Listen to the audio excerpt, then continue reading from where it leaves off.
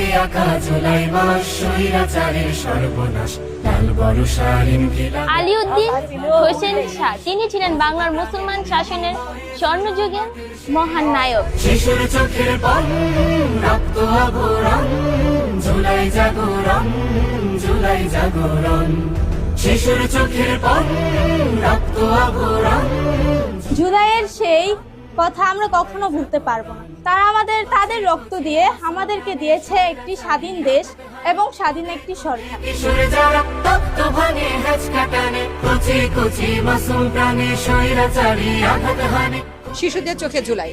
আজকে আমরা খুবই সৌভাগ্যবান যে আমাদের স্কুলের স্টুডেন্টরা খুব সুন্দরভাবে এটা পরিদর্শন করতে পারছে। এখানে মুগ্ধ, তারপর আবু সাহিদ যারা জুলাই আন্দোলনে জীবন দিয়েছেন।